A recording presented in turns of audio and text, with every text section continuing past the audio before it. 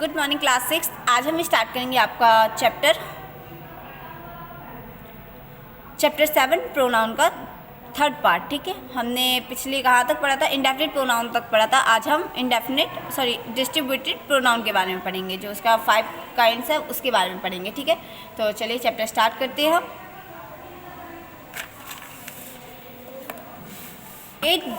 Distributed pronoun क्या होता है? सबसे पहले ये distributed pronoun, A distributed pronoun refers to a singular noun individually and not collectively. Each and neither are distributed pronouns. Distributed pronoun किसी singular noun के individually या फिर नॉट कलेक्टिवली, मतलब किसी सिंगल पर्सन के बारे में बात कर रहे हो, किसी सिंगल इंडिविजुअल पर्सन के बारे में बात कर रहे हो, या ज़्यादा लोग ना हो। ठीक है, मतलब ईच के बारे में, किसी एक के बारे में बात कर रहे हो। ठीक है, जैसे ईच, प्रत्येक, अदर, नदर, ये सब जो है ये आपके डिस्ट्रीब्यूटेड प्रोनाउन है। ठीक है, तो एग्जांपल देखिए इसके, each girl will get a prize, हर एक लड़की प्राइज़ पाई है। मतलब बात कर रहे हैं यहाँ पे कलेक्टिव बहुत सारे लोग के बारे में, पर तो यहाँ पे प्रत्येक मतलब हर एक के बारे में बात की। Neither India not Pakistan win this cricket series, India ही नहीं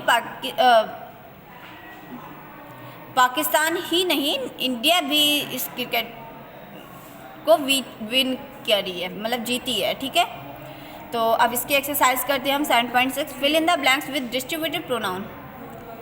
ठीक है, तो चलिए इसे स्टार्ट करते हैं। आपको इसमें डिस्ट्रीब्यूटेड प्रोनाउन फिल करना है, और डिस्ट्रीब्यूटेड प्रोनाउन क्या होते हैं? Each, other, neither. ठीक है, यहाँ पे हम क्या लिख सकते हैं? Boy will get a piece of cake.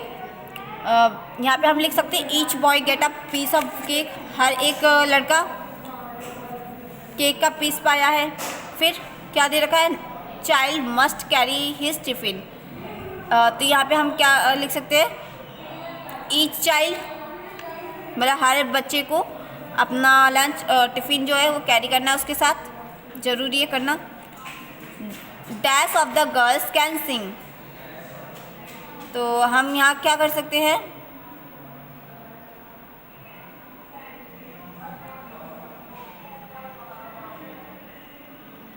Nether of the girl can sing, लड़कियाँ ही नहीं गा सकती, तो नेदर कर सकते हैं हम यहाँ पे।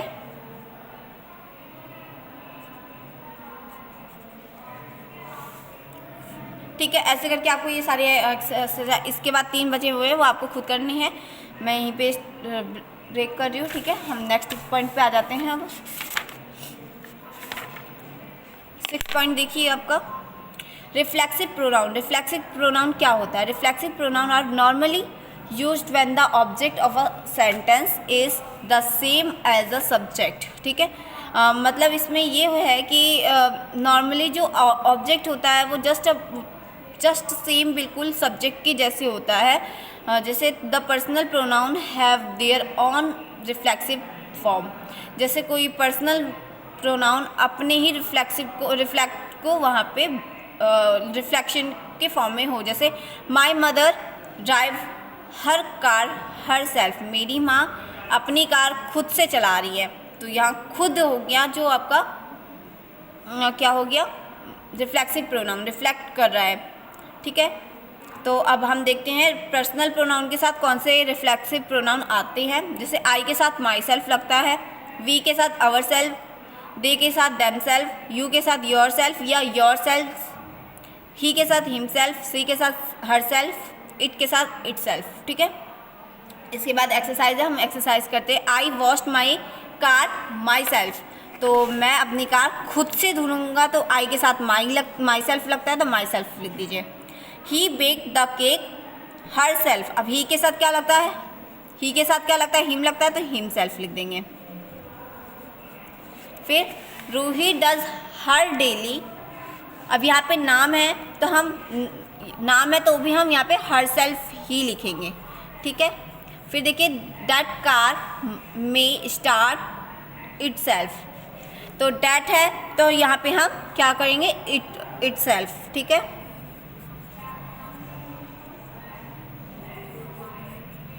फिर वी है, वी के साथ कौन सा, we can fix the date, तो वी जो है वो आपका पर्सनल प्रोनाउन, वी के साथ क्या लगता है, आवर सेल्फ, तो यहाँ पे लिख सकते हैं हम आवर सेल्फ,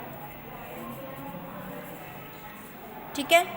उसके बाद the actor did their makeup, तो एक्टर यहाँ पे कुछ दिया नहीं है, मतलब नाम दे रखा है, तो हमें ये भी नहीं पता है कि ये एक्टर्स मेल है फीमेल है, तो हम यहाँ पे क्या करेंगे, इट देम सेल्फ, ठीक है, देम सेल्फ करेंगे क्योंकि वो अपने आप खुद ही कर रहे हैं। फिर ईच मॉर्निंग ही के साथ क्या लगता है, हर हिमसेल्फ, तो हिमसेल्फ लिख दीजिए। My mother and I prepare the breakfast, ourself. अब यहाँ पे माई मदर और आई मतलब मेरी माँ और मैं, हम हो गए ना, दो लोग हो गए, तो दो लोग के लिए क्या लगाते हैं, वी के साथ क्या लगता है, आवर सेल्फ, तो वो लिख दीजिए। फिर यू के साथ कौन सा लगता है, योर सेल्फ, तो योर सेल्फ लिख दीजिए, ठीक है। आपका ये तो कंप्लीट हो गया। अब हमारा क्या बचा है, रिलेटिव प्रोनाउन। तो रिलेटिव प्रोनाउन के बारे में पढ़ते हैं कि रिलेटिव प्रोनाउन क्या होते हैं। A relative pronoun is used to connect a clause or phrase to a noun or pronoun.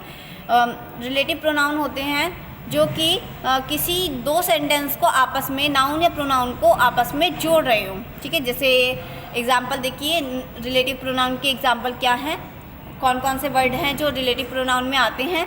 Which, वूम, whose, where, who, that, ये सब जो हैं ये आपके रिलेटिव प्रोनाउन है, ठीक है। तो अब इसकी एक्सरसाइज देखते हैं।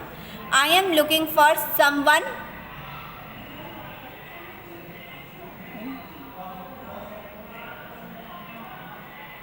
मैं उस इंसान का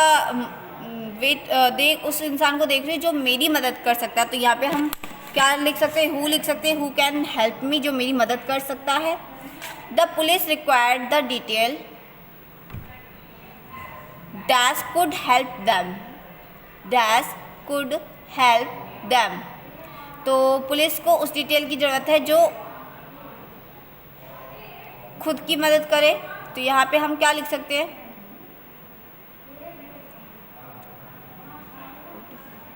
who could help them,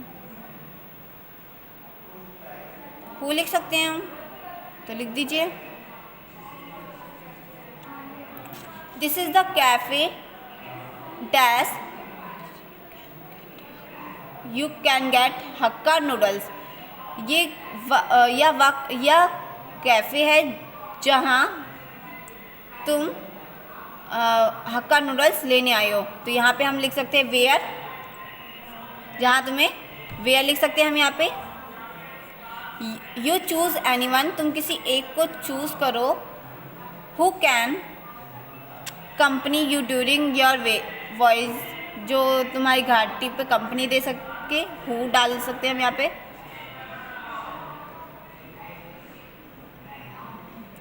this is the place, यहाँ पे हम वेयर लिख सकते हैं, जगह के बारे में बात कर रहे हैं तो where. The boy dash shirt was turn off, the boy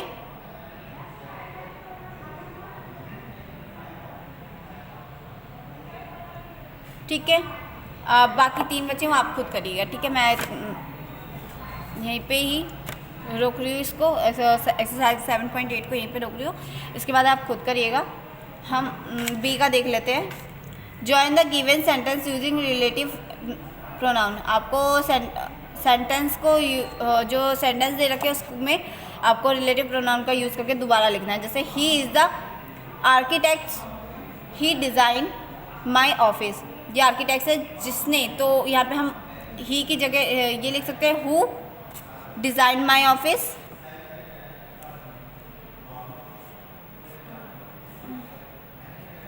he is the architect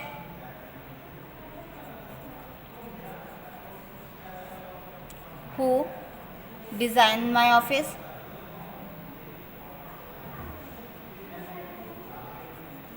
ठीक है, मतलब दो सेंटेंस को जोड़ के आपको इसमें करना है, ठीक है। ये आप खुद करिएगा। मैं यहीं पे से कर रोक लूँ, ठीक है। अब आपका लास्ट पॉइंट बचा है इंटेरोगेटिव प्रोनाउन। इंटेरोगेटिव प्रोनाउन क्या होते हैं, सबसे पहले ये देखते हैं। Interrogative pronoun are use to ask question about the noun और noun they refer to. Interrogative pronoun वो होते हैं जो कि नाउन के बारे में कुछ नाउन से रेफर कुछ क्वेश्चन कर रहे हो, ठीक है।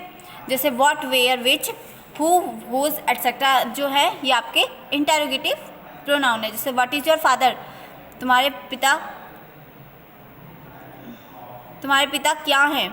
Where does the lion go for hunt, शेर कहाँ गया है हंटिंग के लिए, शिकार के लिए, ठीक है। ऐसे ही आपको ये क्वेश्चन इंटेरोगेटिव लगा के फिल करना है। तो फिल इन द ब्लैंक आपको एक्सरसाइज 7.9 में दे रखा है, फिल इन द ब्लैंक्स करना है आपको इंटेरोगेटिव सर्च करके, ठीक है। तो चलिए उसे करते हैं हम। फर्स्ट दे रखा है dash colour do you prefer, तो हम यहाँ पे क्या लिख सकते हैं, विच कलर, विच लिख सकते हैं, which colour do you prefer, तुम कौन सा कलर प्रेफर करोगे। फिर नेक्स्ट दे रखा है dash of these ladies in your aunt,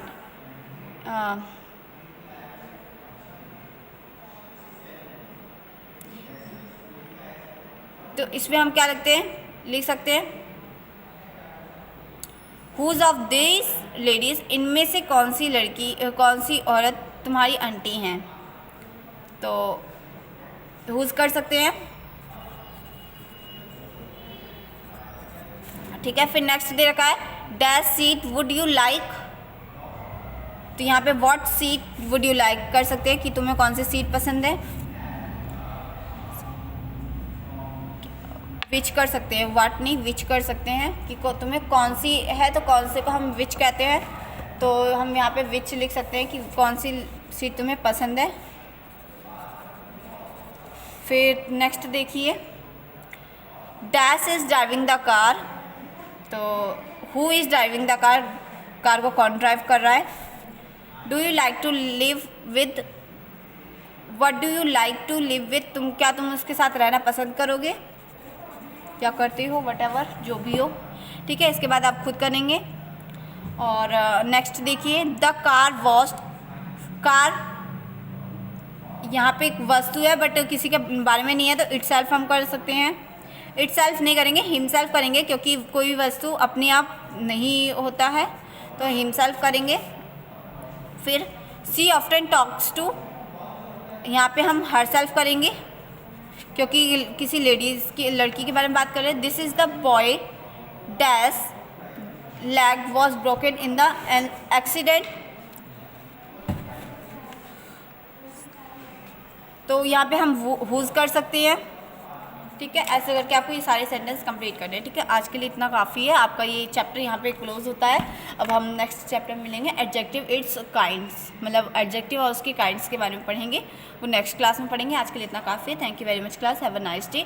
hopefully आपको चैप्टर बहुत अच्छे से समझ में आ गया हो, ठीक है। आज इतना काफ़ी है। Thank you very much class, have a nice day.